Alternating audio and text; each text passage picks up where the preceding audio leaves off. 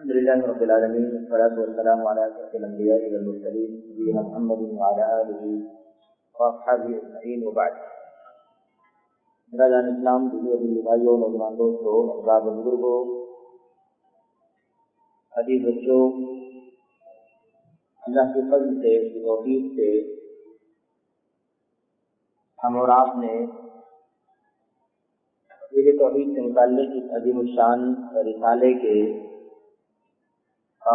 4 قواعد میں سے 2 قواعد یا 2 قاعدے پڑھ لیے ہیں اور تیسرے قاعدے کے سلسلے میں ہماری اور آپ کی گفتگو چل رہی ہے. آپ یاد کریں کہ ہم اور آپ نے آخری بات جو پچھلے درس میں پڑھی ہے سنی ہے وہ یہ تھی تیسرے قاعدے سے متعلق کہ اللہ کے نبی صلی اللہ علیہ وسلم کی جب بعثت ہوئی اور آپ صلی اللہ علیہ وسلم نے جن لوگوں کو مخاطب کیا ان مخاطبین میں مختلف انداز کے لوگ تھے، مختلف عقائد کے رکھنے والے لوگ تھے، اور جن لوگوں کی یا جن چیزوں کی وہ پرستش اور عبادت کیا کرتے تھے وہ چیزیں اور وہ لوگ بھی مختلف انداز کے تھے، الگ الگ چیزیں تھیں. مثال کے طور پر کچھ لوگ ایسے تھے جو فرشتوں کی عبادت کیا کرتے تھے، کچھ انبیاء کی، رسولوں کی، صالحین کی عبادت کرتے تھے، اور کچھ ایسے لوگ بھی تھے اس سماج میں، اس معاشرے میں، عرب کے اس خطے میں جو پتھروں کی، درختوں کی پوجا کیا کرتے تھے. کچھ ایسے بھی تھے جو سورج، چاند اور ستاروں کی پوجا کرتے تھے. یہ مختلف انداز کے لوگ تھے جو نبی کریم صلی اللہ علیہ وسلم کے مخاطبین تھے. آپ صلی اللہ علیہ وسلم نے اللہ کی کتاب قرآن کریم کی روشنی میں اور نبی کریم صلی اللہ علیہ وسلم کی سنت کی روشنی میں جب دعوت توحید کا کام شروع کیا اور رفتہ رفتہ اللہ تبارک و تعالیٰ کے حکم کے مطابق جہاد کا حکم آیا اور اللہ تبارک و تعالیٰ کی توحید کو اس دنیا میں عام کرنے کے لیے اس کی بھی اجازت دی گئی کہ جو اللہ کی توحید کے راستے میں رکاوٹ بنے اور اللہ رب العالمین سے بغاوت اور برتابی کریں، ان سے مقابلہ کیا جائے. تو اللہ کے نبی صلی اللہ علیہ وسلم نے بلا تکلیف ان تمام قسم کے غیر اللہ کے پجاریوں سے جہاد کیا. ستاروں کی، چاند کی، سورج کی، انبیاء کی، صالحین کی، فرشتوں کی، جنوں کی، شیطانوں کی اور کئی شجر حجر وغیرہ کی پوجا کرنے والوں میں سے بلا امتیاز، بلا تکلیف نبی کریم صلی اللہ علیہ وسلم نے اللہ کے حکم سے سب سے جہاد کیا. خلاصہ یہ کہ اللہ کے نبی صلی اللہ علیہ وسلم کے دین میں آپ پر اترے ہوئی اللہ کے کلام اور اللہ کے نبی کے فرمان کی روشنی میں اللہ کے سوا کی عبادت کرنے والے، اللہ کے سوا جس کی بھی عبادت کرتے ہوں ان میں کوئی فرق نہیں ہے. ان میں کوئی چھوٹا نہیں ہے، کوئی بڑا نہیں ہے، کوئی فقیر نہیں ہے، کوئی اعلیٰ نہیں ہے، کوئی ادنا نہیں ہے. اللہ تبارک و تعالیٰ کی ذات میں، اللہ تبارک و تعالیٰ کے صفات میں، اللہ کی عبادت میں شرک کیا جا رہا ہے، اس میں سب برابر ہیں، کوئی فرق نہیں کیا جائے گا. اسی بات پر ہم اور آپ گفتگو کر رہے تھے اور تقریباً کچھ باتیں اس میں سے گزر چکی تھی. آخری جو بات چل رہی تھی وہ یہ تھی کہ نبی کریم صلی اللہ علیہ وسلم نے جن لوگوں کو مخاطب کیا اور آپ کے جو مخاطبین تھے عرب کے لوگ، ان میں فرشتوں کی پوجا کرنے والے بھی تھے، نبیوں کی پوجا کرنے والے بھی تھے، جیسا کہ آیتیں گزر چکی ہیں، آپ حضرات کے سامنے وہ باتیں آ چکی ہیں. حضرت عیسیٰ علیہ السلام کا ذکر کیا گیا، حضرت عزیر علیہ السلام کا ذکر کیا گیا. یہ اللہ کے معزز مقرب بندے ہیں، اللہ کے انبیاء اور رسول ہیں علیہ السلام. ان کو لوگوں نے اللہ کے سوا پوجنا شروع کر دیا تھا. حضرت مریم علیہ السلام کی پوجا بھی لوگ کرنے لگے تھے، جیسا کہ ہم اور آپ جانتے ہیں. تو خلاصہ یہ کہ جن لوگوں کو اللہ کے سوا یا جن چیزوں کے اللہ کے سوا لوگ پوجتے تھے، عبادت کرتے تھے، ان میں یہ انبیاء اور رسول علیہ السلام ہیں. ایسے ہی نیک لوگوں کی پوجا بھی ہوا کرتی تھی. اللہ کے اولیاء اور صالحین جن کو کہا جاتا ہے، اللہ کے نیک بندگان، ان کی بھی پوجا اور عبادت لوگ کیا کرتے تھے. اس سلسلے میں اللہ کے کلام کی 2 آیتیں آپ کے سامنے پڑھی گئی تھی اور جو شیخ نے لکھا ہے، ذکر کیا ہے دلیل کے طور پر سورہ بنی اسرائیل کی وہ مشہور آیت کریمہ جس میں اللہ تبارک و تعالیٰ فرماتا ہے اولئک الذین یدعون یبتغون الی ربهم الوسیلۃ ایہم اقرب ویرجون رحمتہ ویخافون عذابہ ان عذاب ربک کان محذورا. اللہ تبارک و تعالیٰ نے اس میں ذکر کیا ہے کچھ ان لوگوں کا جو کچھ لوگوں کی عبادت اور پوجا کیا کرتے ہیں۔ اس آیت کریمہ کی تفسیر کے سلسلے میں دو رائے موجود ہیں، یہ کن لوگوں کے سلسلے میں آیت کریمہ نازل ہوئی۔ ایک رائے تو یہ ہے کہ کچھ لوگ جو حضرت عزیر علیہ السلام کی عبادت کرتے تھے، حضرت مریم علیہ السلام کی عبادت کیا کرتے تھے، آپ جانتے ہیں کہ یہ اللہ تبارک و تعالیٰ کی نیک بندی ہے کہ نہیں، ان کی عبادت کیا کرتے تھے۔ اب ظاہر سی بات ہے کہ یہ اللہ کے نیک بندے جو مومن ہیں، موحد ہیں، متقی ہیں، پرہیزگار اور اللہ کے نبی صلی اللہ علیہ وسلم کے سنت کے اللہ تبارک و تعالیٰ کے حکم کے پابند ہیں، یہ کب راضی ہو سکتے ہیں کہ اللہ کے سوا لوگ انہیں پوجیں یا ان سے ایسی ان کے ساتھ ایسی حرکتیں کریں جو اللہ تبارک و تعالیٰ کے سوا کسی کے لائق و زیبا نہیں۔ اللہ کے حق کو اللہ تبارک و تعالیٰ سے چھین کر سب یہ راضی ہو سکتے ہیں کہ ان کو دے دیا جائے۔ تو یا تو ان کے بارے میں آیت کریمہ نازل ہوئی ہے، اور یا پھر ان بعض لوگوں کے سلسلے میں جو جنوں کی عبادت کیا کرتے تھے، وہ جن مشرک تھے، کافر تھے، اور لوگ جو تھے وہ ان کی عبادت کیا کرتے تھے۔ پھر دھیرے دھیرے اللہ تبارک و تعالیٰ نے توفیق عطا فرمائی، انہوں نے اسلام قبول کر لیا، مسلمان ہو گئے، توحید کو انہوں نے اپنے گلے سے لگا لیا، اور یہ جو انسان تھے جو ان کی عبادت اور پوجا کیا کرتے تھے، یہ بدستور اپنے کام پر لگے رہے، ان کی عبادت کرتے رہے، ان سے فریاد کرتے رہے، سجدہ رکوع وغیرہ کرتے رہے۔ تو انہیں جب اس بات کا پتہ چلا تو انہیں بہت تکلیف ہوئی اور انہوں نے اس چیز کو بہت ہی برا سمجھا۔ اللہ تبارک و تعالیٰ نے ان کے بارے میں ارشاد فرمایا کہ یہ کن لوگوں کی پوجا کرتے ہیں، کن سے پناہ مانگتے ہیں، اور کن کے ذریعے سے اللہ تبارک و تعالیٰ سے قریب ہونے کی کوشش کر رہے ہیں۔ یہ تو خود ہی اللہ کے نیک بندے ہیں اور اللہ تبارک و تعالیٰ سے قریب ہونے کے لیے نیک اعمال انجام دیتے، اللہ تبارک و تعالیٰ کی عبادت اور بندگی کے کام کرتے، یہ تو خود ہی وہ کام کر رہے ہیں۔ تو اب یہ لوگ ان کی پوجا کر کے کیا حاصل کرنا چاہتے ہیں؟ تو پتہ یہ چلا اس آیت کریمہ کے بیان کرنے کا مقصد شیخ کا یہ ہے، یہ ثابت کرنا ہے کہ اللہ رب العالمین نے جب نبی کریم صلی اللہ علیہ وسلم کو بھیجا تو عرب کے اس خطے میں نیک لوگوں کی، اولیاء کی، صالحین کی بھی عبادت کیا کرتے تھے، لوگ ان کی بھی عبادت ہوا کرتی تھی، یہ مختلف انداز کی عبادت کرنے والے لوگ موجود تھے۔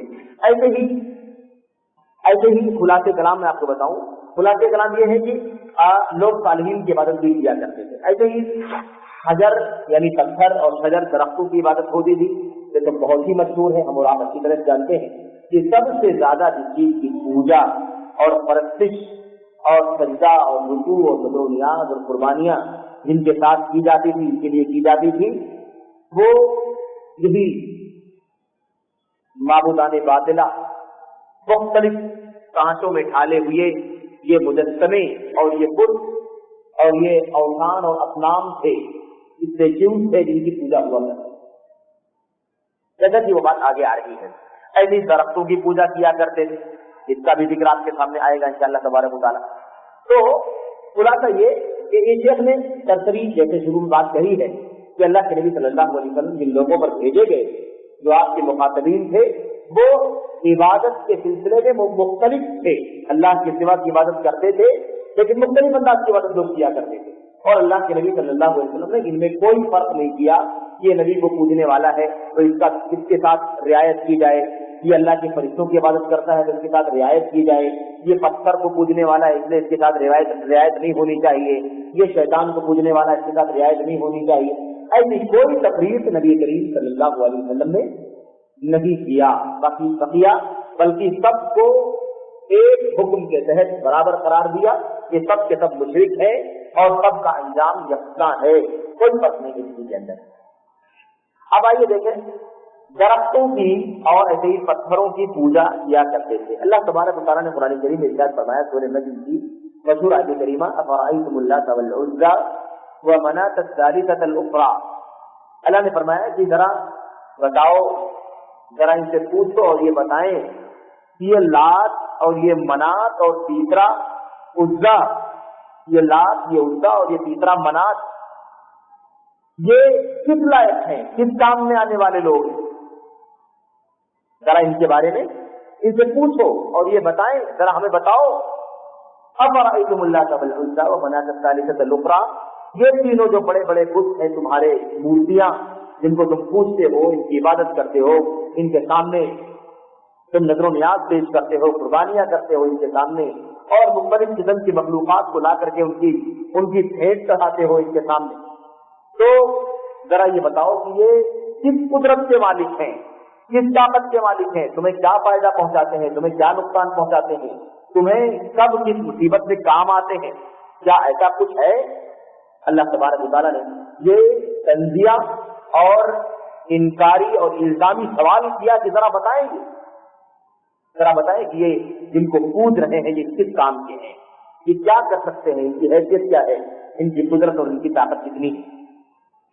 اب یہ لات، منات اور عزا، لات، عزا اور منات تین کا یہاں، اور یہی عرب کے سب سے بڑے بت مانے جاتے تھے، عرب کے علاقے میں سب سے بڑے بت مانے جاتے تھے، ان کی پوجا ہوا کرتی تھی۔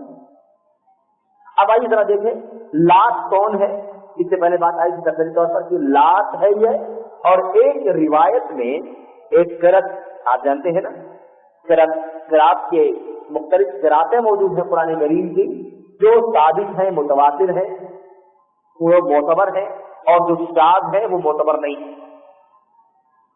تو اسی لیے یہ آپ ذہن میں رکھیں کہ ایک قرأت جو مشہور ہے، ہم اور آپ قرآن کریم میں پڑھتے ہیں، افرأیتم اللات والعزی، لات آپ صاف ستھرا بغیر تشدید کے، اور ایک قرأت میں اللات والعزی تا پر تشدید کے ساتھ۔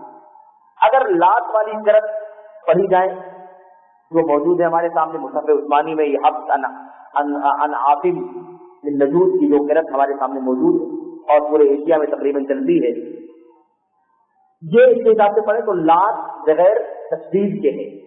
لات دراصل ایک بت کا نام ہوگا، اگر لات ہے یہ بغیر تشدید کے تو یہ عرب کے ایک بت کا نام ہے یہ، اور یہ بت طائف میں تھا۔ طائف جانتے ہیں نا، مشہور علاقہ، ہر آدمی سنتا ہے اس کا نام، مکہ مکرمہ سے تقریباً کم و بیش 75 یا 80 کلومیٹر کے فاصلے پر واقع، تو طائف اور سرد علاقہ ہے، اور آپ جانتے ہیں کہ وہاں کے مشہور قبائل میں سے ثقیف کا قبیلہ معلوم جانا جاتا ہے، قبیلہ بنو ثقیف۔ تو یہ طائف کے علاقے کا ایک بت تھا، اور دراصل ایک پتھر تھا مجسمہ جسے کندہ کر کے کاٹ کر کے نقش بنایا گیا تھا، اور ایک مورتی کی شکل دی گئی تھی، ایک منقش پتھر کی شکل میں تھا جسے تراش خراش کر کے کاٹ پیٹ کر کے اور کندہ کر کے اسے ایک منقش، مطلب کافی خوبصورت ایک دیوی کا شکل کی شکل میں اس کو بنا دیا گیا تھا۔ اور یہ آپ جان لیجیے کہ صرف خالی دیوی ایک پتھر کی شکل میں نہیں تھا کچھ چھوٹا، بلکہ کافی بڑا تھا، اور جیسے خانہ کعبہ ہے، اللہ کا گھر بیچ میں ہے، اور پھر اس کے گرد مسجد حرام کا احاطہ ہے، بیچ میں صحن ہے جہاں نماز ہوتی ہے، اور پھر باہر کافی بڑا ایریا چھوٹا ہوا ہے جہاں اللہ تبارک و تعالیٰ کے بندگان عبادت کے لیے حاضر ہوتے ہیں، اور تعداد جس طرح بڑھتی جاتی ہے تو بڑی صفحیں لگا کر کے دور تک اللہ تبارک و تعالیٰ کی عبادت کرتے ہیں۔ بالکل ایسے ہی یہ ثقیف کا معاملہ تھا، اور عرب کے علاقے میں اس جگہ کی، مطلب یہ بت تھا اور اس کے گرد بہت سارے پوری عمارت بنی ہوئی تھی، جیسے کنارے دیواریں بنا دی جائیں اور چھاونی لگا دی جائے، مسجد کی شکل، مطلب اس کی کیا نام ہے، مندروں کی شکل بنا دی جائے، مثال کے طور پر عبادت گاہ کی شکل بنا دی جائے، ایسے بالکل جیسے آپ خانہ کعبہ کو دیکھتے ہیں اسی انداز کا وہ تھا، اور پردے لگے ہوئے تھے، جیسے جلال کعبہ ہے ایسے ہی اس کے اوپر پردے، کئی پردوں کے اندر تھا وہ اس طریقے سے، اور چہرے والا جو حصہ رہا ہوگا اسے کھولنے کے قابل بنایا گیا رہا ہوگا تاکہ اس کو ہٹایا جا سکے، اس کا چہرہ دیکھا جا سکے، اور اس کے سامنے کھڑے ہو کر کے جو بھی کریا اعمال لوگ کرتے ہیں وہ کر سکیں، اس انداز کی کیفیت تھی۔ یہ بالکل خانہ کعبہ کے بالمقابل بنایا گیا تھا، اس کی حیثیت جو تھی خانہ کعبہ کے بالمقابل، جیسے خانہ کعبہ ساری انسانیت کا قبلہ ہے، ایسے ہی یہ کیا تھا، ان کا قبلہ تھا، اور بہت بڑی، جیسے ہم نے کہا کہ بہت بڑا صحن تھا کھلا ہوا، اور ایک بہت بڑی تعداد اس کے درباریوں، کیا کہتے ہیں، مجاوروں کی تھی، خادمین کی دیکھ ریکھ، صفائی ستھرائی، جھاڑو وغیرہ، یہ اس کو خادم کہا جاتا ہے نا، بڑی تعداد میں لوگ تھے۔ تو بہرحال इस बुत की लोग इबादत किया करते थे अल्लाह तबारक व तआला को छोड़ करके। खास तौर से इसके जो जिम्मेदार थे और बड़ी तादाद से जो लोग यहाँ पर कसरत से अक्सर हाजिर रहा करते थे वो कबीले बनु सकीफ के लोग थे। और बनु सकीफ के जो खलीफ होते हैं ना, यानी उनके सपोर्टर कबाइल, सपोर्ट करने वाले, साथ देने वाले कबाइल, जो जमाने में चलता था बहरहाल हलीफी, कसम खा लेना कि हम आपके साथ रहेंगे। तो ये सब मिल करके कसरत से उसकी इबादत किया करते थे, पूछते थे उसको, और उन्हें फख्र था इस बुत के ऊपर। ये है कब, ये माना कि ये वजाहत किसके लिए है? लात के लिए। लात जो बगैर तशदीद के कुरान करीम की आयत करीमा में मौजूद है, लेकिन दूसरी रिवायत के मुताबिक अगर इसको अल्लात से पढ़ा जाए ता पर तशदीद के साथ, तो दरअसल एक नेक आदमी का नाम होगा ये, जो सत्तू घोलता था, हाजियों को सत्तू बना बना करके पानी में घोल घोल करके उनको पिलाता था, सवाब की नियत से, भलाई की नियत से, अजर कमाने के लिए अपने हिसाब से। जमाने जाहिलियत के लोग जो भी उनकी सोच रही हो इन बुतों के सिलसिले में कि ये हमको फायदा पहुंचाएंगे, उस एतबार से ही हाजियों को सत्तू घोल घोल करके पिलाता था सवाब के लिए। और जब उनकी मौत हो गई तो लोगों ने वही उसको दफना दिया, और दफनाने के बाद वही उसका मजार बन गया, और उसके गर्द लोग तवाफ करना शुरू कर दिए, उसकी इबादत करने लगे, उसके सामने हाथ जोड़ने लगे, उससे औलाद और मुरादे मांगने लगे। ये सारा काम होने लगा। ये कब होगा? जब ता पर तशदीद पढ़ेंगे तब, यानी अल्लात, ठीक है।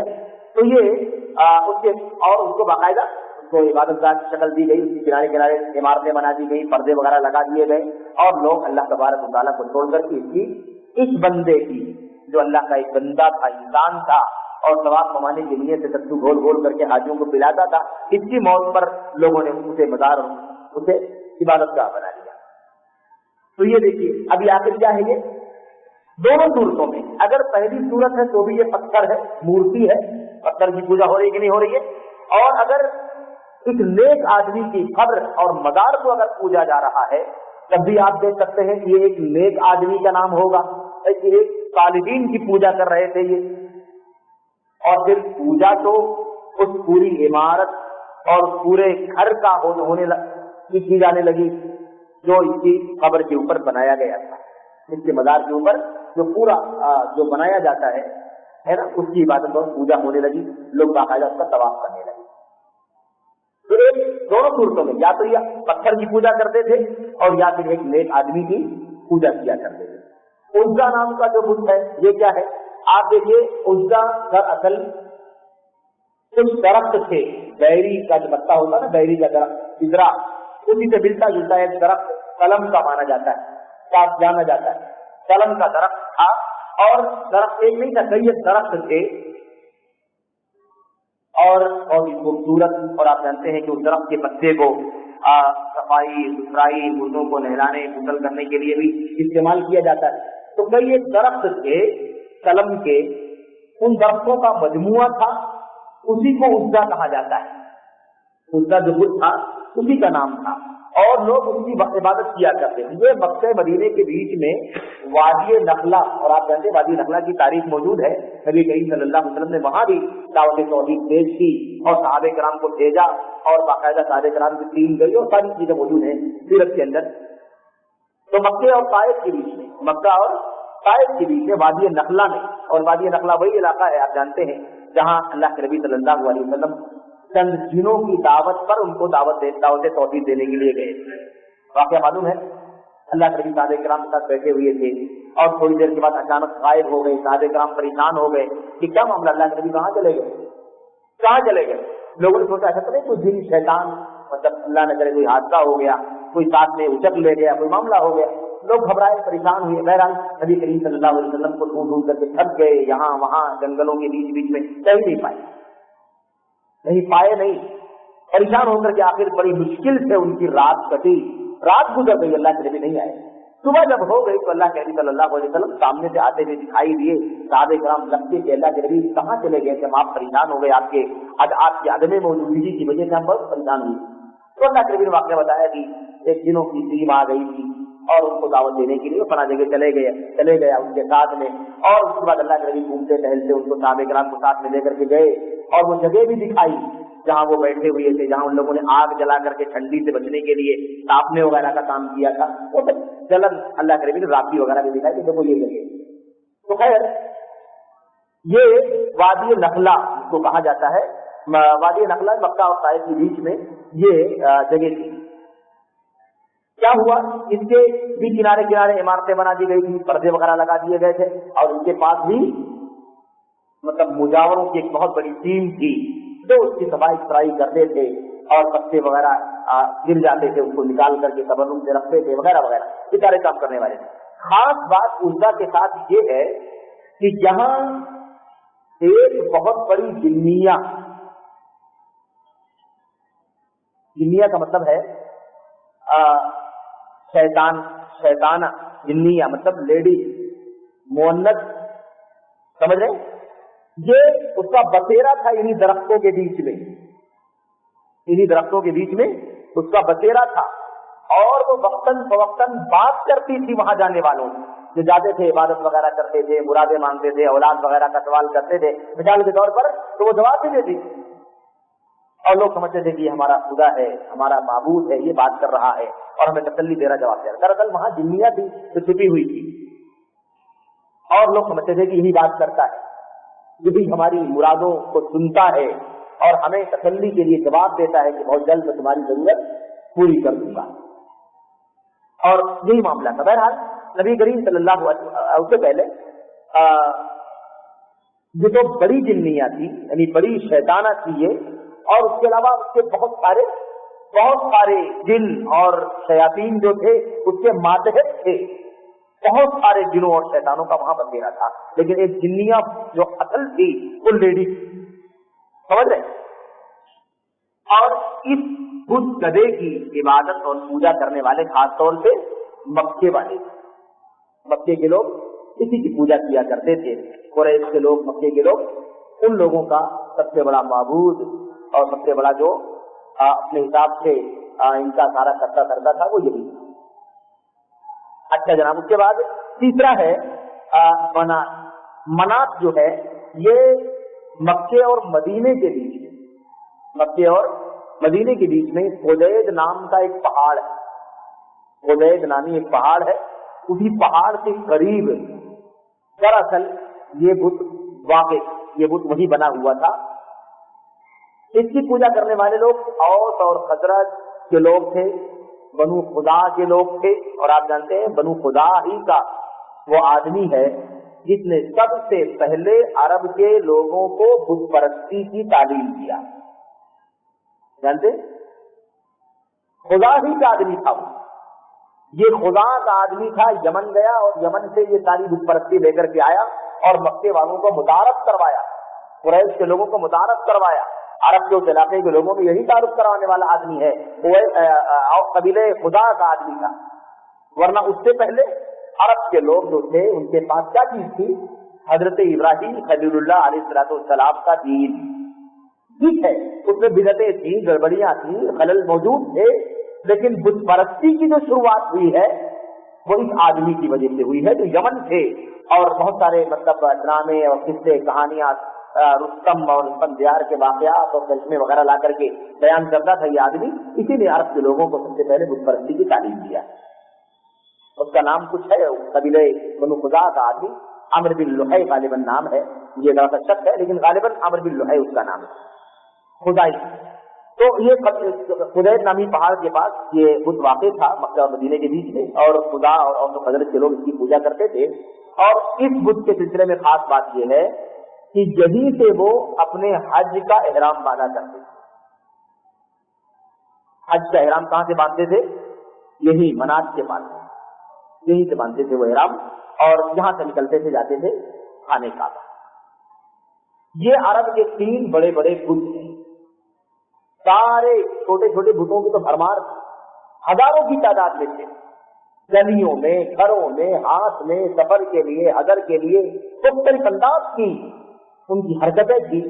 اس سلسلے میں جن لوگوں نے نبی کریم صلی اللہ علیہ وسلم کی نبوت اور آمد سے پہلے عرب کے حالات کا جائزہ جن لوگوں نے لیا ہے، سیرت اور تاریخ کے لکھنے والوں نے، انہوں نے خوب وضاحت کی ہے کہ عرب کے لوگوں کی دینی حالت کیا تھی نبی کریم صلی اللہ علیہ وسلم کی آمد سے پہلے. اور اس سلسلے میں آپ جانتے ہیں کہ الرحیق المختوم جو شیخ تقی الرحمن مبارک پوری رحمۃ اللہ علیہ کی مشہور کتاب ہے، انہوں نے بھی بہت ہی جامع خلاصہ عرب کے لوگوں کی دینی حالت کے سلسلے میں اپنی کتاب میں نوٹ کیا ہے.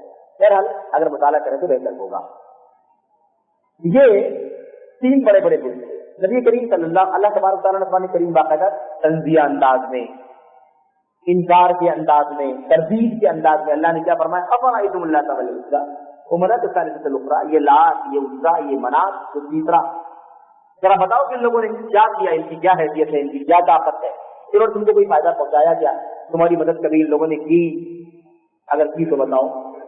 اس طریقے سے اللہ تبارک نے فرمایا. بہرحال نبی کریم صلی اللہ علیہ وسلم کی جب آمد ہوئی، اسلام آیا، اور رفتہ رفتہ اللہ تبارک و تعالیٰ نے بہت سارے امتحانات اور بہت ساری آزمائشوں کے بعد جب مکے کو فتح کر لینے کی توفیق عطا فرمائی، اور جب پھر وہ صحابہ کرام نبی کریم صلی اللہ علیہ وسلم کے ساتھ مکہ پہنچے اور مکے میں الحمدللہ توحید کا غلغلہ ہوا، تو نبی کریم صلی اللہ علیہ وسلم نے ان بڑے بڑے بتوں کو سب سے پہلے نمبر پر ان کو توڑنے اور کھانے کا حکم دیا. خلاصہ اس کا یہ ہے کہ میں جیسا کہ نوٹ کیا اتنی ہی بات میں آپ کے سامنے رکھتا ہوں کہ اللہ کے نبی صلی اللہ علیہ وسلم نے مکہ فتح ہو جانے کے بعد حضرت مغیرہ بن شعبہ اور ابو سفیان بن حرب، مغیرہ بن شعبہ اور ابو سفیان بن حرب رضی اللہ تعالی عنہما کو لات کی طرف بھیجا تھا. لات جو بت ہے ان کا سب سے بڑا خانہ کعبہ کا درجہ جس کو حاصل ہے، جاؤ آپ لوگ، طائف میں ہے وہ، وہاں جا کر کے اسے توڑ پھوڑ کر کے رکھ دو.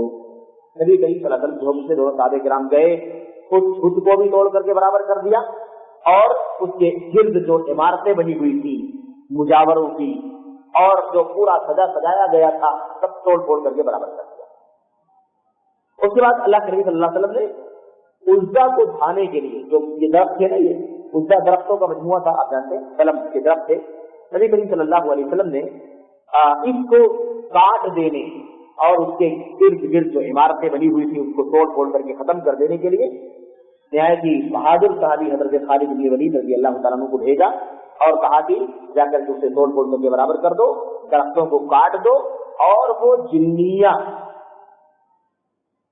جو تھی نا، اللہ کے نبی نے فرمایا جو بات کرتی تھی اسے بھی کیا کرو، اسے بھی قتل کر دو. چنانچہ ان لوگوں نے جنیاں کو بھی قتل کر دیا. تو آپ سوچتے ہوں کہ جنیاں یہ کہاں سے جنیاں پکڑ میں آتی ہے؟ کبھی شیطان کسی نے پکڑا، جنات کسی نے پکڑا دکھائی دیتے ہیں ہم کو؟ نہیں دیتے. آپ جانتے ہیں کہ جنیاں کا مطلب شیطان ہے، یعنی کیا مطلب؟ وہ انسان کی شکل تھی، لیکن جو بھی شر اور برائی اور گندگی اور کفر اور خباثت کرے وہ کیا ہوتا ہے؟ وہ شیطان ہوتا ہے. سمجھ رہے ہیں نا؟ تو وہ انسان تھی لیکن حرکت اس کی ساری کیا تھی؟ جنوں سے اس کا تال میل بیٹھنے، جیسے جادوگروں کا طریقہ تعلق ہوتا ہے، کاہنوں کا تعلق ہوتا ہے، اور یہ جو غیب کی خبریں دینے والے لوگ پھیلے ہوئے ہیں، ان لوگوں کے تعلقات جو ہوتے ہیں جن کے پاس لائن لگتی ہے اور لوگ اپنے اچھے برے کاموں کے لیے مدد حاصل کرنے کے لیے ان کے پاس جاتے ہیں اور ان کے پیچھے نہ جانے کتنی دولت خرچ کرتے ہیں، یہ لوگ، ان لوگوں کا جیسا تعلق ہوتا ہے شیطانوں کے ساتھ میں، بالکل ایسے ہی اس کا تعلق تھا شیطانوں کے ساتھ میں. کفریہ شرکیہ حرکتیں کرے، اللہ تبارک و تعالیٰ کو ناراض کرنے والے کام جو کرے گا وہ بہت تیزی کے ساتھ شیطان کے ہاتھ میں آ جائے گا. اور ایسا ہو سکتا ہے کہ شیطان اس سے بات کرے اور اس کو وعدہ کرے، معاہدہ کرے کہ تم ہمارے ساتھ یہ کام کرو، ہمارے ساتھ یہ تعاون کرو، اور ہم تمہارے سارے کام کرنے کے لیے تیار ہیں. اور جادوگری اسی چیز کا نام ہے. جادوگری کیا؟ جادوگری کیوں بیٹھے؟ کوئی انسان جس کا شیطان کے ساتھ، جن کے ساتھ ایگریمنٹ اور معاہدہ ہوتا ہے، تم ہمارے لیے یہ کفر کرو، یہ شرک کرو، یہ بغاوت کرو، یہ اسلام کی مخالفت کرو، قرآن کریم کی توہین کرو، اسلام کی توہین کرو، مسجدوں کی توہین کرو، اور ہم تمہاری جو چاہت ہوگی پوری کریں گے. اسی معاہدے کا نام جادوگری ہے، بس اس کے سوا کچھ بھی نہیں. سمجھ رہے ہیں نا؟ اسی معاہدے کا نام. اس جادوگر اور شیطان یعنی جن کے بیچ میں جو معاہدہ، اب جن کہاں سے ملتا ہے؟ وہ اتنی گندگی کے کام کرتا ہے کہ شیطان اس سے بات کرے، اس سے ملے، اس کو مخاطب کرے، دکھائی نہ دے لیکن مخاطب کرے.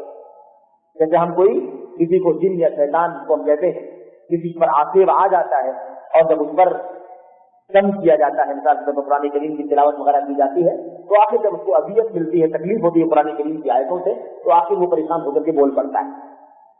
تو بظاہر زبان چلتی ہے مریض کی لیکن बात किसकी होती है? उसी जिन की होती है या उसी जिन्निया की होती है, समझ रहे? तो अल्लाह के नबी सल्लल्लाहु अलैहि वसल्लम के हुक्म से सारे दरख्तों को काट दिया और उसको भी खत्म कर दिया जो लोगों को गुमराह किया करती थी, और पूरा नामो निशान खत्म कर दिया, वहां से जंगल मैदान कर दिया।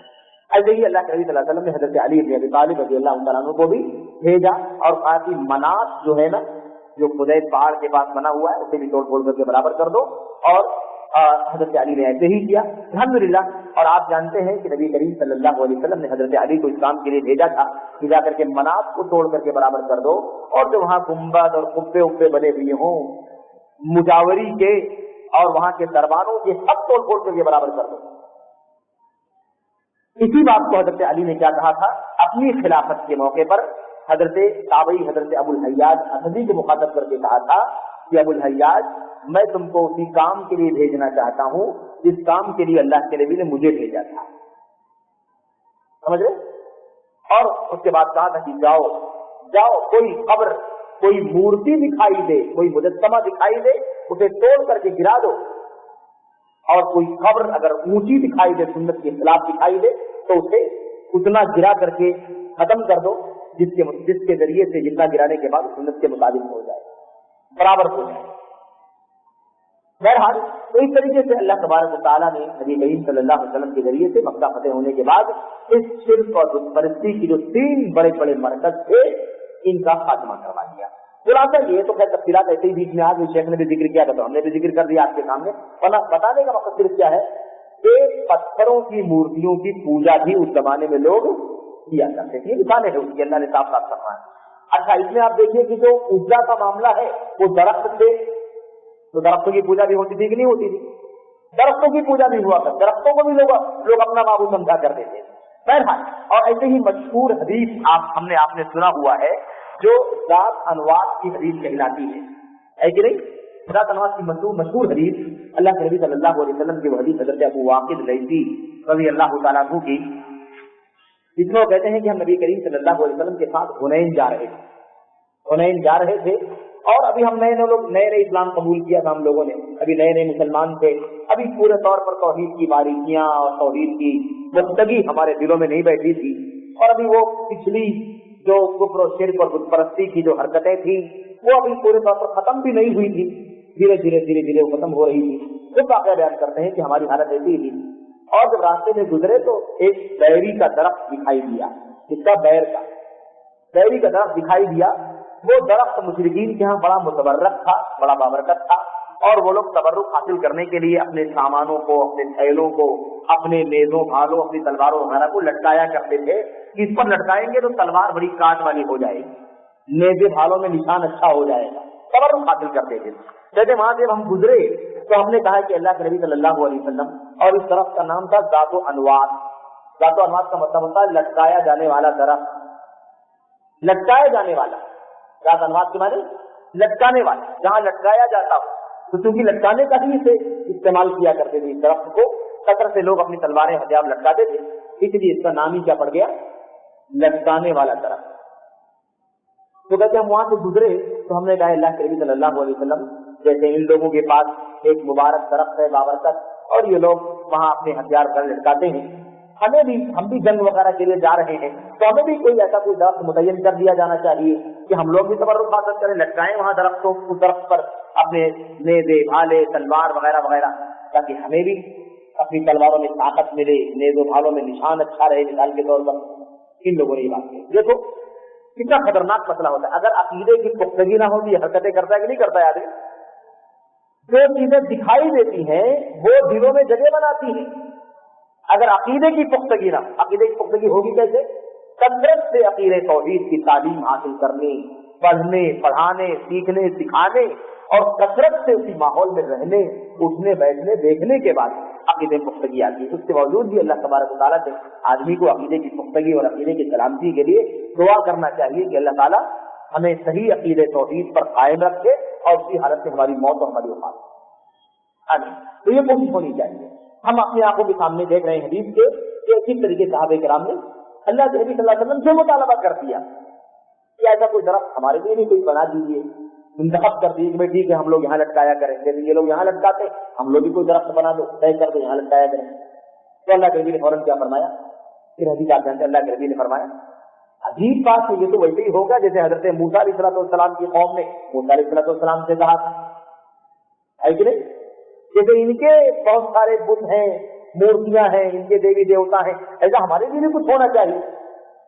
تم نے وہی موسیٰ علیہ السلام کی قوم کی حرکت کی ہے، جیسے ان لوگوں نے کہا تھا اجعل لنا الہا کما لہم آلہہ، اللہ کے نبی جیسے اے موسیٰ علیہ السلام، اللہ کے نبی جیسے ان کے پاس بہت سارے معبودان ہیں، دیوی دیوتا ہیں، جن سے لو لگاتے ہیں، اپنے مراسم ادا کرتے ہیں، جاتے ہیں اور سرگوشی اور مناجات کرتے ہیں، ایسے ہم بھی کیا کریں۔ اللہ کے نبی نے فرمایا کہ بالکل ایسے ہی تم لوگوں نے بھی سوال کیا ہے۔ تو اس قوم نے بھی وہ حرکت کی تھی، موسیٰ علیہ السلام نے سمجھایا تھا انکم قوم تجہلون، تم تو بڑے جاہل ہو، بڑے جاہل۔ اللہ تبارک و تعالیٰ نے ابھی تم کو اتنی بڑی نعمت سے نوازا، تم کہاں دریا میں ڈوب کر کے تباہ ہو جانے والے تھے، اللہ نے لاٹھی مارنے کا حکم دیا، لاٹھی ماری گئی، پانی تو پہاڑوں کی طرح طبق کی طرح الگ ہو کر کے کھڑا ہو گیا، جیسے برف کی سلیں ہوا کرتی ہیں، اور ہم آسانی کے ساتھ نکل گئے۔ اتنا بڑا اللہ تبارک و تعالیٰ کا انعام ابھی تم نے دیکھا ہے، اور بڑے جاہل ہو، نکل کر باہر نکل کر کہتے ہو کہ ایسی بنا دو ہماری لیے، اتنی بڑی جہالت کی بات۔ تو یہ جہالت کا نتیجہ ہے، کیا معلوم پڑا؟ یہ بدعقیدگی جہالت کا نتیجہ ہے۔ اسی لیے کسی نے کہا تھا کہ شکر ہے کہ تم جاہل ہو، شکر ہے کہ تم جاہل، اللہ کا شکریہ ادا کرو کہ تم جاہل ہو۔ اگر جاہل نہ ہوتے، اگر تمہیں علم ہو جاتا تو ہمارے ساتھ نہیں رہتے، پھر وہابیوں کے پاس چلے جاتے۔ سمجھ رہے؟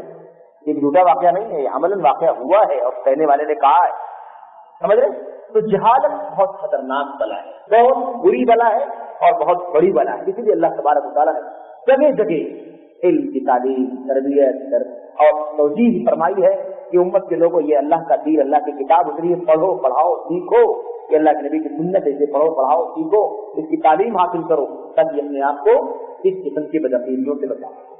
لیکن لوگوں نے قسم کھا رکھا ہے موقع نہیں دیں گے، کہیں ملاقات نہ ہو جائے بھائیوں سے، کہیں کسی مجلس سے بیٹھ نہ جائیں، کہیں کوئی بات سن نہ لیں، کہیں کوئی تعلیم نہ حاصل کر لیں، کہیں کسی مجلس میں بیٹھ نہ جائیں، کہیں کوئی کتاب نہ پڑھ لیں، اس لیے پورے طور پر بین کر رکھا ہے۔ دیکھو جانا نہیں، جاؤ گے تو ایسا ہوگا، جاؤ گے تو ایسا ہوگا، جاؤ گے تو ایسا ہوگا۔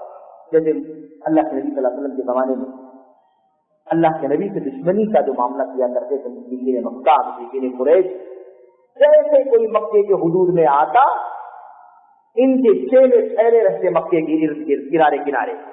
اچھا بھائی کہاں سے آ رہے ہو؟ یمن سے، شام سے، کہاں سے آ رہے؟ اچھا یہاں سے آ رہا ہوں۔ کہاں جانا ہے؟ جا رہا ہوں مکہ جانا تھا، شہر میں۔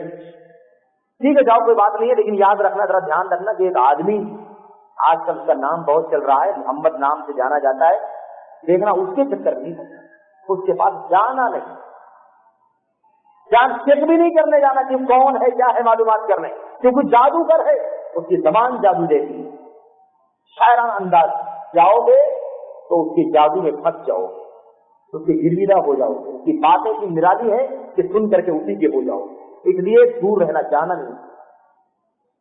یہ حال ہو گئی میرے بھائیو۔ تم کہاں سے عقید توحید آئے، کہاں سے اللہ تبارک و تعالیٰ کی عظمت کا پتہ چلے؟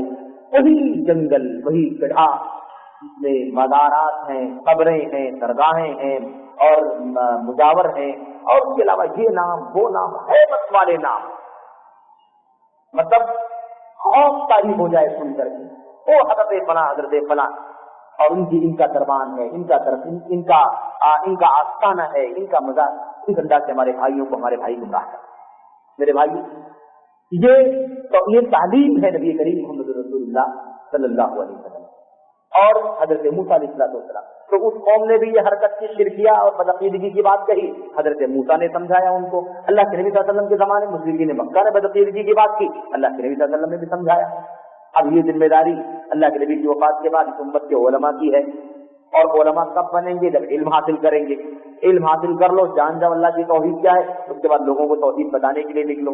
ابھی بھی ایک مصیبت ہے، ایک ٹیم ایسی بھی ہے جو کام کرنے کی زیادہ فکر کرتی ہے، سیکھنا چاہتی نہیں ہے، علم حاصل کرنا نہیں چاہتی، وہ بیچاری کام کرنے کی پرواہ لگی ہوئی ہے۔ نبیوں کا کام ہے، یہ نبیوں کا طریقہ ہے، अब नबी नहीं आने वाला, अब कोई नबी नहीं आएगा, कोई शरीयत नहीं आएगी, ये जिम्मेदारी किसकी है? अच्छा, रोड छाप लोग सबकी जिम्मेदारी है, सीखो पढ़ो इल्म हासिल करो फिर फैलाओ, कौन मना करता है यार? समझ रहे? तो ये एक माहौल अजीबोगरीब बन गया है। ये मुख्तलिफ अंदाज की तबलील है, यानी शैतान के गुमराह करने के हथकंडे हैं, शैतान के बरगलाने के हथकंडे हैं। किसी को किसी पर लगा करके मुतमईन कर दिया है, किसी को किसी पर लगा करके मुतमईन कर दिया है। अल्लाह तबारक व तआला हमें तौहीद खालिस की तौफीक अता फरमाए और सारे बंदों को अल्लाह तबारक व तआला पर तौहीद खालिस की समझ अता फरमाए। आमीन रब्बल आमीन। तो खैर ये बात, इससे पता क्या चला कि दरख्तों की और पत्थरों की इबादत किया करते थे। और इस सिलसिले में जो मशहूर जो बात शेख ने बताना चाहा था वो ये, तो अब इसका खुलासा ये है, आखिरी बात ये है कि हर तरह की इबादत करने वाले लोग थे, जानदारों की बेजानों, ऊंटों की नीचों की, हर तरह की इबादत करने वाले लोग, नबी फरिश्तों से शुरू करके फरिश्तों की, नबियों की, सालिहीन की इबादत करते थे कि नहीं करते थे। उसके बाद आप देख लीजिए शजर की, हजर की, पत्थरों की, दरख्तों की, ये तो छोटी चीजें हो गई। उसके बाद वो सूरज है, वो चांद है, वो सितारे हैं, इनकी पूजा किया करते थे। तो छोटे बड़े, जानदार बेजान, सबकी पूजा करते थे। अल्लाह के नबी सल्लल्लाहु अलैहि वसल्लम ने इन मुख्तलिफ अल्लाह के सिवा के पुजारियों में कोई फर्क और इम्तियाज, शिर्क है इतना काफी है कि वो अल्लाह तबारक व तआला से बराबर, चाहे कोई नबी को पूजे, कोई किसी वली को पूजे, किसी फरिश्ते को पूजे, जिन को पूजे, या कोई किसी मक्खी और मच्छर को पूजे, इसमें कोई फर्क नहीं। अच्छा जनाब, उसके बाद आखिरी जो बात है और आखिरी जो फायदा है, मैं 2-3 मिनट खत्म करके मैं लिख लूंगा। आखिरी फायदा, क्योंकि इस बारे में बार बार बात हो चुकी है, वो ये है कि पिछले जमाने के मुशरिकीन का शिर्क आजकल के जमाने के मुशरिकीन से कमतर था। आजकल के मुशरिकीन पिछले जमाने के मुशरिकीन से बदतरीन हैं। उनका शिर्क, आजकल के लोगों का शिर्क पिछले जमाने के लोगों की शिर्क से कहीं ज्यादा अगलब और घटिया है, गंदा है। उसकी 2 वजह। एक वजह वही जो हम जानते हैं, इससे पहले बात हो चुकी है कि पिछले जमाने के जो मुशरिकीन थे वो आसानियों में, खुशहालियों में, सेहत में, तंदुरुस्ती में अपने लात, मनात, उज्जा और फला की पूजा करते थे। लेकिन जब मुश्किल में आते थे, परेशानी होती थी, बीमारी है, गुर्बत है, फकीरी है और तंगदस्ती है, बदहाली है, तो ऐसे परेशानी के वक्त ये किसको बुलाते थे? अल्लाह तबारक व तआला को बुलाते। और आजकल के मुशरिकीन आसानी हो तो भी और परेशानी हो तो भी किसको बुलाते हैं? या फला है कि नहीं, या सैयद बदवी, या सैयद रिफाई, या अब्दुल कादिर जिलानी, या चिश्ती, या फला। आज सब हर हाल में, आजकल के जो मुशरिकीन है वो हर हाल में आसानी, परेशानी, सेहत, तंदुरुस्ती या बदहाली, हर सूरत में वो अल्लाह रब्बुल आलमीन के सामने हाथ नहीं फैलाते। ये इन्हीं अल्लाह के बंदों को, अल्लाह की मखलूकात के सामने हाथ फैलाते, उन्हीं को पुकारते। तो आजकल के मुशरिकीन से अच्छे हुए कि नहीं? वे पिछले मुशरिकीन कम से कम वो एक मौके पर वो अल्लाह के सिवा की इबादत करते थे और एक मौके पर अल्लाह तबारक व तआला को बुलाते थे। लेकिन आजकल के मुशरिकीन हर हाल में अल्लाह के सिवा। एक बात। दूसरी बात जो है वो ये है कि मैं कुछ कहना चाहता था, असल में एक और वजह मैं बयान करना चाह रहा था कि पिछले जमाने के मुशरिकीन का शिर्क आजकल के मुशरिकीन से अच्छा है। एक वजह ये। दूसरी वजह जो है, बहुत अहम नुक्ता जो शेख ने भी कहीं जिक्र किया है इस किताब में या कहीं और, वो ये है कि हम देख रहे हैं कि पिछले जमाने के लोग किस किस की पूजा किया करते थे। अभी हमने सुना ना, फरिश्ते हैं, अंबिया हैं, सालिहीन हैं, हजरत ईसा हैं, हजरत उज़ैर हैं, हजरत मरियम है, कितने ऊंचे लोग हैं ये। फिर उसके अलावा खाने काबा के अंदर कितने बुत रखे हुए थे? 360 बुत। उसमें हजरत यूसुफ अलैहिस्सलाम थे, हजरत याकूब की मूर्ति थी और मतलब मुख्तलिफ अल्लाह के नबियों की, अल्लाह के फरिश्तों की, अल्लाह के नेक और साले बंदों की। हजरत नूह अलैहिस्सलाम के जमाने का देख लो, हजरत नूह अलैहिस्सलाम के जमाने का 5 नाम है कि नहीं है? वद, स्वा, यहूद, यहूद और नसर, ये 5 नेक लोगों के नाम थे। ठीक है। ये बुतों की पूजा भी करते थे, दरख्तों की पूजा भी करते थे, लेकिन ज्यादातर हम देखते हैं कि अच्छे और ऊंचे नेक लोगों की पूजा ये किया करते थे। समझे? आजकल के मुशरिकीन का हाल ये है कि शायद नबियों को, फरिश्तों को न पूजते हो, لیکن ایک سے ایک گئی گزری چیز کو پوچھتے ہیں. بھائی کبوتر کو، بلی کے مدار کو، ہے کہ نہیں باقاعدہ موجود ہے. اس کے علاوہ کتنی جگہیں تو ایسی ہیں کہ کچھ بھی نہیں ہے وہاں. جسے ناریل لا کر کے رکھ دیا اور ہلدی لا کر کے ڈال دی اور لیمو کے ٹکڑے ڈال دیے تو دھیرے دھیرے لوگ کتنے جمع ہونے لگے. اس پر دھیرے دھیرے معلوم پڑا کہ یہ ایک بہت ہی مقدس جگہ بن گئی. اور یہاں سے گزر جائے کوئی بغیر تبرک دیے ہوئے تو اس کا مطلب کوئی نہ کوئی حادثہ یقینی. یہ عقیدہ. تو اس حساب سے بھی اس زمانے کے مشرکین ان سے اچھے کوالٹی کے تھے اور آج والے کئی گنا گئے گزرے ہیں کیونکہ ہر ایک چیز کو پوچھتے ہیں. ہر ایک چیز کو پوچھتے ہیں. اور ایک الگ موضوع ہے کہ کس کس چیز کو پوجا جا رہا ہے. نہ جانے کیا کیا پوجے جا رہے ہیں. گھوڑوں کی نال کو پوج رہے ہیں لوگ. اور آپ نے دیکھا ہوگا، موقع نہیں مجھے نکلنا ہے، 276 تبرکات کا پوسٹر آپ نے دیکھا کہ نہیں دیکھا؟ 276 جناب علی باقاعدہ اس کے اندر نہ جانے مطلب کس کے بال منہ مبارک خالی اللہ کے نبی کے نہیں، حضرت موسیٰ کے جس کیلے سے، یعنی جس کیا کہتے ہیں اس کو مسمار کیل جو ہوتی ہے نا، کیلا ٹھوکا جاتا ہے لکڑی میں، جس کیلے سے حضرت عیسیٰ علیہ السلام کو ظالموں نے سولی دیا تھا، ہاتھ پر اور پیر پر کیل ٹھوک دیا تھا، وہ کیل پتہ نہیں کہاں سے لوگوں نے حاصل کر لی. اس کا بھی تبرک، اس کی پوجا ہوتی. 276 تبرکات. آپ سوچیں گے 276 ہو کیا سکتے، لیکن وہ پوسٹر پچھلے سال بھی شہر ممبئی کے اندر باقاعدہ جناب علی اس کا تبرک ہوا ہے، اس کی زیارت ہوئی ہے، اس کے خلاف اس کے گرد طواف ہوا ہے، اس کا پانی باقاعدہ تبرک کے طور پر تقسیم کیا گیا ہے، بیچا گیا. تو آج تو نہ جانے کس چیز کو میرے بھائی طواف اللہ کے گھر کے سوا کسی جگہ کا جائز ہے؟ تبرک کی کون سی چیزیں ہیں جن سے تبرک حاصل کیا جا سکتا ہے؟ کچھ کنفرم ہے کہ نہیں کنفرم؟ یہ آزاد ہے، کچھ بھی کرو. کس چیز کا تبرک؟ یہ عبادت نہیں ہے. تو کوئی مصیبت سے میرے بھائیوں میرے بزرگوں، تو پچھلے زمانے کے مشرکین کے بارے میں کیا کہا کہ وہ آج کل کے اس زمانے کے مشرکین سے بہرحال بہتر تھے. اگر ہم کیٹیگری بنائیں تو وہ اس سے اچھے نکلیں گے، کیونکہ آج کل ایک تو ہر حال میں اللہ کے سوا کو پوچھتے ہیں، اور دوسری چیز ایک سے ایک گئی گزری چیز کو پوچھتے ہیں جن کو وہ اس زمانے میں نہیں پوچھا کرتا. اللہ سے دعا کرتے ہیں کہ اللہ تبارک و تعالیٰ ہمیں ان 4 اہم قواعد کو سمجھنے کی توفیق عطا فرمائے، اور اللہ تبارک و تعالیٰ ہمیں اس کی روشنی میں اپنی زندگیوں میں تبدیلی پیدا کرنے کی اور لوگوں کو اس کی دعوت دینے کی توفیق عطا فرمائے. آمین رب العالمین. صلی اللہ وسلم وبارک علی نبینا محمد وعلی آلہ وصحبہ اجمعین. السلام علیکم و رحمۃ اللہ.